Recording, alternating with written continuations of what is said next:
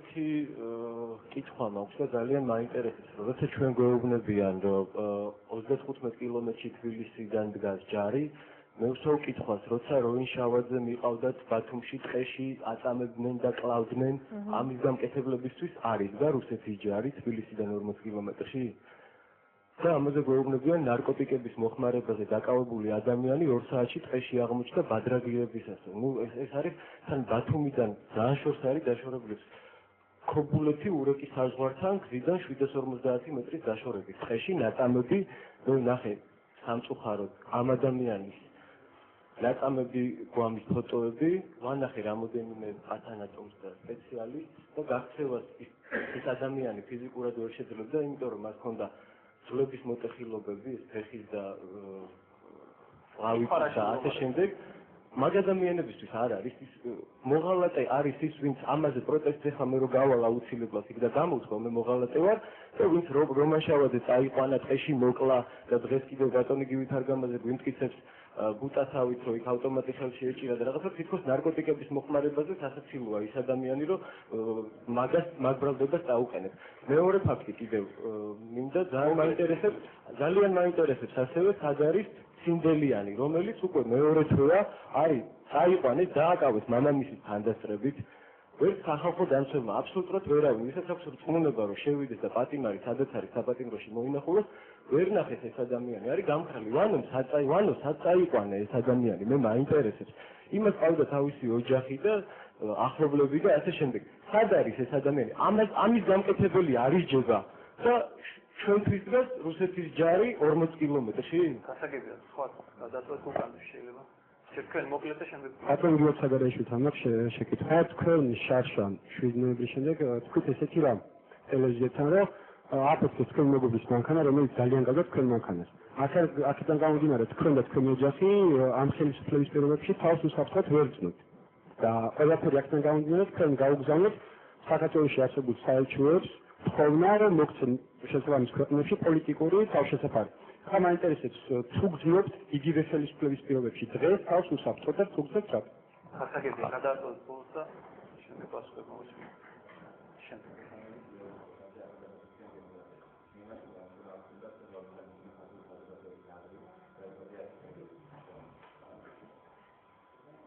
გიორგი ჩაკოტაძე ახალგაზრდა პრეზიდენტ დემოკრატია მე მიმაჩნია რომ აუცილებლად უნდა გავითვალოს ქართული საზოგადოების მოთხოვნა იმის შესახებ რომ საქართველოს აუცილებლად უნდა იყოს გამოყვანილი კრიზისიდან რომელსაც საფუძველი ჩაუყარა ვარდების რევოლუციამ და შემდეგ უკვე იგი გააღრმავა რუსეთ საქართველოს კონფლიქტმა თავისთავად ძალიან დიდი კრიზისია როდესაც ქვეყანაში განამუცო უცხო ქვეყნის ტანკები განამუცო უცხო ქვეყნის ჯარისკაცები და ამ კრიზისიდან გამოყვანებელი გზები თავისთავად მიდის ოპოზიციამდე, რადგან ხელისუფლების მოქმედებაში ჩვენ უკვე აღარ რამდენიმე წელიწადია ვწმუნდებით, ასე რომ თავისთავად 7 ნოემბერს ოპოზიციამ დააფიქსიროს თავისი სურვილი, თავისი განმოცილება ამ კრიზისიდან გამოყვანებელი ჩვენი ქვეყნისა და 7 ნოემბერი უნდა აღინიშნოს თავისთავად ყველა იმ ადგილას, აუცილებლად მას შორის იმედთანაც, როგორც ბატონმა ლევანმა კარგად აღნიშნა, სადაც ქართულმა საზოგადოებამ განიცადა ამ ხელისუფლების აგრესიული ხელი და დღემდე განიცდის არაფერი ნოემბრის სახით, მაგრამ განიცდის. გასაგებია, დიდი მადლობა ბატონო, თქვენგან დავისურვებ პასუხი.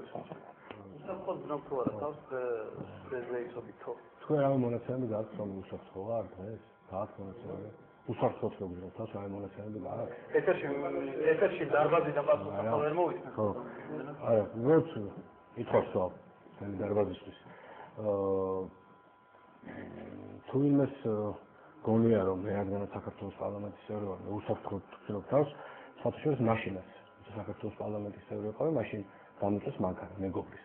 და არამედ გამოწეს მანქანა. დავხვდა ყაჩაღურობ ერთი 20 ადამიანი კიდევ ქალბატონი ეგახერხეულიძის თანაპარტიელი მათ შორის. და ასე შემდეგ და ასე შემდეგ. და გვინდა გითხრათ რომ ძალიან დიდი დისკომფორტი მექნებოდა ყოველთვის და შემოქმნიდა იქამდე ამ ქვეყნის სანამდე ბატონი მიხეილ სააკაშვილი იქნება ამ ქვეყნის მმართველი. აქტიური თუ იურიდიული სამართლებრივი როგორც გინდათ ისე დაიგეთ. და თუ თქვენ ფიქრობთ რომ პარლამენტის წევრობა არის ფარი იმისთვის რომ არ თემონ, არ აწამონ, არ მოიტაცონ, ან შაროძე საოცრად არ წაიყვანონ და არ მოკლან. იმ დაპრინციპში ძალიან შემსახად. ძალიან შემსახად. და ნომბერი გიორგი საგარეიშვილს ამ შეკითხვას თქვენ არ უნდა უსვამთ. ნამდვილად არ უნდა უსწავლოთ. თუ ვინმე არის საერთოდ აი იმ დღეების ორგანიზატორი და სულ ჩამდგმელი, მათ შორის მეც ვიყავი. თქვენ ნამდვილად ჩამოვარდეთ ამ პრივილეგიას. ხო, მეტყვი ძალებში, ხომ პირდაპირ გეუბნები. ხო, ნამდვილად ჩამოვარდეთ. ხო, მე რატომ პარლამენტში თვითონ ამასაც გამოგეთ ვისაუბროთ. და რატომ დარჩენ ადამიანები გარეთ იმასაც ვისაუბროთ, ხო? მოიგო თუ არა ომი საქართველოს ასეთი იყო თქვენი აზრი პირადად და მეორე იყო შეეხებოდა ციმბელიანის ბედს თუ ხართ ინფორმირებული და როიშავაძის პრელობის დროს რა დასტუმრდა გააკეთა ხელისუფლებამ როდეშიც ის შეკითხავს პირველი კითხვა იყო აი რა დასტუმრდა გააკეთა მე ბოლოს შეგოვინახავ განიუფლება შეხება ახალგაზრდების კითხვა პირველი იყო მოიგო თუ არა საქართველოს მესტომი ჩვენ გვაქვს ესეთი შეხედულება როდესაც საქართველოს სამართლებრივად გეუბნებით რომ მე შემთხვევით არ მithქვამს რადგან რომ გითხარით რომ საქართველოს ეს უბედურება რომ დამარცხდა და სხვა ხელისუფლების შემთხვევაში მე არ ვიცი მოიგებდა თუ არა იმ ინფორმაციულ ლომს რომელიც აშკარად მოიგო საქართველოს ხელისუფლებამ. როდესაც საუბარია იმაზე რომ ჩვენ ომი დავამთავრეთ ან მოვიგეთ ან წავაგეთ, რა თქმა უნდა ეს არის აბსოლუტურად საბუთოს მოკლებული. პრეზიდენტი თავად აღნიშნავს, ეს არის ერთი ფურცელი გადაფურცელი იმ დიდი ციგნისა, რომელსაც რუსეთი აკრავს საქართველოს წინააღმდეგ დიდი ხანია. რა თქმა უნდა, მე მინდა გითხრათ, რომ ის გეგმა, რომელიც არსებობდა რუსეთისა, რომ საქართველოს ხელისუფლება უნდა ჩამოსულიყო და აქ აბსოლუტური კონტროლი უნდა ეტარებინათ რუსეთს. რა თქმა უნდა, ეს არ შედგა და მოლოდინი იმისა რუსეთის თავის აგრესიას განახორციელებს სასაკუთრებელი არ არის უადგილო. ეს შიში როგორც მე ასე ყველა საქართველოს მოქალაქეს უნდა კონდეს.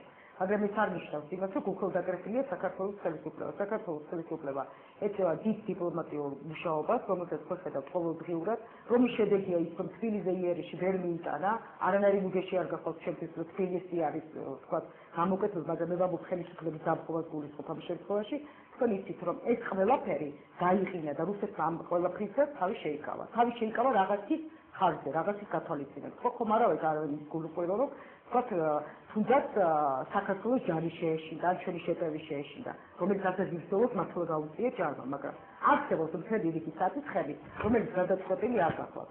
საქართველოს სამწუხაროდ და საბედნიეროდ გახლავთ პოლიგონი, რომელმაც დააწესა და შეცვალა მსოფლიოს წესრიგი. ეს არის სახეზე, ამას ვერავინ ვერ უარყოფს. საქართველოში არ ხდება მარტო საქართველოს ბედი. ეს იცის ევროპამ, ეს იცის ამერიკამ, ეს იცის რუსეთმაც. ამიტომ ასეთი მნიშვნელოვანი ჩვენი ქვეყანა არასდროს არ ყოფილა მსოფლიოში. მე ბედნიერი ვარ, ჩემი ქვეყანა რომ ასეთი მნიშვნელოვანია. პოლიგონი რო ბედნიერი ხარ. მე ბედნიერი, ვიქნა ბედნიერი მნიშვნელობას ვამბობ. პოლიგონობა ბედნიერია. ისე თამას ზაკარაკობ ხა თქვენ გოლიათ რომ მე ბედნიერი ხარ, ზაკარაკეთ იცით რითიც რომ ბედნიერი იმით რომ როდესაც ღია აგრესია ქვეყანაში განხორციელდა საქართველოს შეწევს იმის უნარი რომ მოიგერიოს ეს აგრესია. მე არ გასაკუთრებულა ბედნიერი ვარ. თორემ იმ შემთხვევაში როდესაც კიდევ ვამბობ ადრე პატარაშვილი გადაგავწერდა გაჩეჩილებს იქნებოდა ქვეყნის პრეზიდენტი მე არ ვიცი რა უბედურება დააწყდებოდა ამ ქვეყანაზე. ალბათ ეს ჩემი აზრია, ხო? მეორე კითხვა რომელიც თქვენ მითხარით ჩავაძესთან მიმართებაში. ნამდვილად როდესაც პარლამენტის ხმაზე ეს აზრი გაჟღერდა მე მოვიწმინე ბატონი გივით არგამაძისგან განმარტება. მე მეტი მართლა არაფერი არ ვიცი, ასევე შემიძლია გითხრათ ციმბელიანთან დაკავშირებით, მაგრამ მე ვარ კომიტეტში, რომელიც პირდაპირ მავალებს რომ საქმის კურსში ვიყო. მე მინდა მოგცეთ პირობა, რომ მე შეიძლება დღეს გაგიცვალოთ კოორდინატორი გითხრათ, რომ ყოველ გიკითხავ ამ ამბავს და თქვენ შეგეძლოთ ამ ეთერით რა სხვა. აქამდე უნდა გეჭეროთ. აქამდე დიდი ხანია გაჟღერდა, ალბათ თქვენ კომპეტენციას მომასწავლეთ. არა დიდი ხანია გაავრცელა ის მოსაზრება, რომელიც ხელისუფლებაში არსებობს. ამდენად მე აღარ ჩავთვალეთ, რომ საჭირო გადამემოწმებინა. ციმბელიანთან დაკავშირებით გეუბნებით, რომ შემიძლია ხვალო გითხრათ ჩემი დამოკიდებულება თქვენთან ერთად ამ საქმეს გავყვე ბოლომდე პირობას გაძლევთ, რომ ის მონაცემები, რომელიც მე მეკითხება, გულწრფელს აბსოლუტურად მოგაწოდებს. კარგი, შეიძლება ახლა ეთერში ვერ მოისმენთ. ერთი რეპლიკა მინდა ვთქვა რა. აი ვიქნებ ჩამოთვალეთ ის რომ გამხდარიყო პრეზიდენტზე სააკაშვილი, რომ საქართველოს პოლიგონად არ იქცეოდა. ხონჩით მიართმევდით რუსეთს. რა თქმა უნდა. დიდი ბოდიში თუ კაცრავად რა. რუსეთისთან ხონჩით მისმევა ეს უკვე შეურაცხყოფაა და არის ძალიან ცუდი ბრალია. რუსეთის ხონჩით მისმევა შედეგებიდან ჩანს. ხარა ვეკითხებით, თქვა გამყრელი რომ ყოფილიყო პრეზიდენტი ხონჩით რატომ მიეცნებოდა საქართველოს რუსეთს. იცით რა შეესახება გამყრელი რომ ყოფილიყო პერსონალიებზე მე არ ვამბობ. ედიცია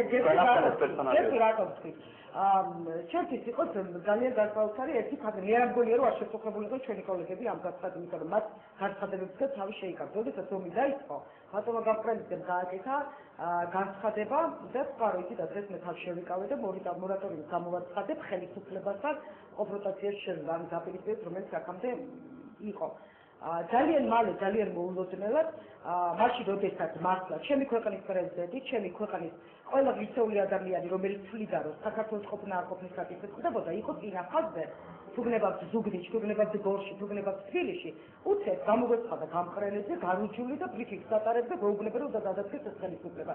ეს იყო მისი ყველაზე არასერიოზული გამოსვლები. კეთილის სულოს და ეთქვა მისთვის რომ გავსი ნაბიჯის გადაცვა იყო მისთვის პოლიტიკური კრახი. მე სხვანაირად ამას ვერ შევაფასებ ერთ-ერთ შემთხვევაში.